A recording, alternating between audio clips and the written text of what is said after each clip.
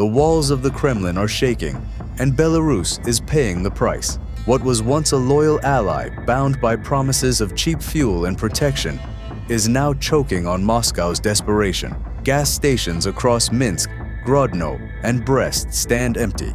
Lines of cars snake for miles, drivers sleeping in their vehicles or pushing them by hand, hoping for a few liters that never come. For the first time in decades, even those with cash cannot buy the fuel they need to live. And this is not a passing shortage. This is a collapse engineered by Russia itself. As sanctions and Ukrainian drone strikes cripple Moscow's oil network, the Kremlin has siphoned supplies away from Belarus to cover its own needs. The result is chaos on the streets and panic in the markets.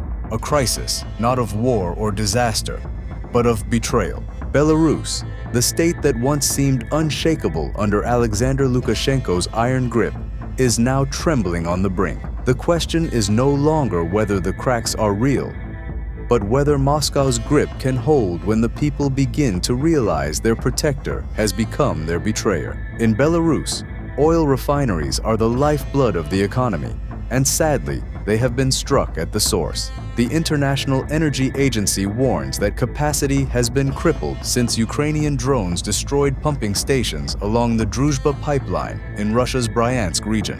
NASA satellites even captured the fires from orbit, proof that the artery feeding Belarus's Moser and Naftan refineries had been severed. The fallout was immediate. Within days, official prices surged by more than 8%. And the government quietly admitted what ordinary citizens already knew. The flow of oil had stopped. Buses were pulled from their routes, factories shortened shifts, and farmers were forced to park their machinery mid-harvest. The fertile fields of the south were once Belarus's pride, and now hold crops left to rot in the soil. And the shortages ripple even further. With transport costs climbing, every delivery of bread, milk, and meat adds new strain. Shelves still hold goods, but fewer people can afford them. Inflation grows faster than wages, eating away at what little stability is left after years of sanctions.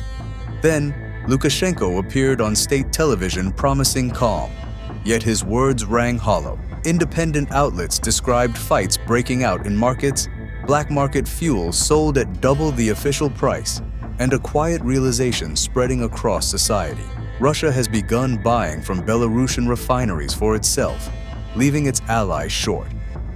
What was once sold as a partnership of strength is starting to look like exploitation. And if Moscow is willing to drain its closest ally in a time of crisis, the question becomes pressing. How long before the loyalty that bound Minsk to the Kremlin begins to fracture?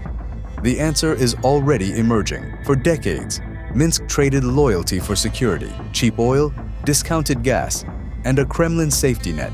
But now, that bargain is breaking down. Reports from Reuters and the Financial Times confirm that Russian companies have begun diverting Belarusian supplies back into Russia to cover Moscow's own shortages. What was once lifeblood for Belarus is being siphoned away, leaving ordinary people staring at empty pumps and wondering who the real enemy is. And the damage is spreading beyond gas stations. Belarus's own refineries, once pillars of industry, are now running at a fraction of capacity.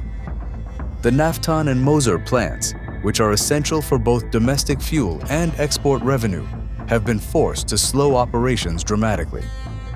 And according to the IMF, that collapse in production has widened Belarus's trade deficit and cut into the state's already fragile budget. Even the government's fallback options are shrinking. Turkey and Kazakhstan, pressured by Western sanctions, have tightened trade channels, limiting Belarus's access to spare parts and re-exported goods. And each closed door leaves Minsk more isolated, more dependent on Moscow, and more resentful of the very ally that created the crisis in the first place. Belarus's reliance on Russia, once promised as a shield of stability, is now exposed as its deepest vulnerability.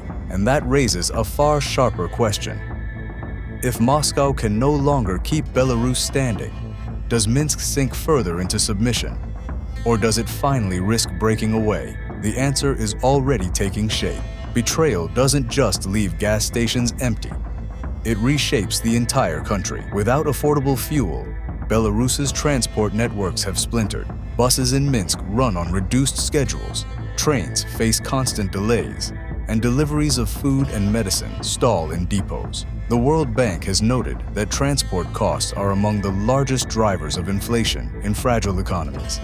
And Belarus is now a case study in how fast daily life can grind down. For families, that means not just waiting in line at the pump, but struggling to heat their homes or keep refrigerators stocked.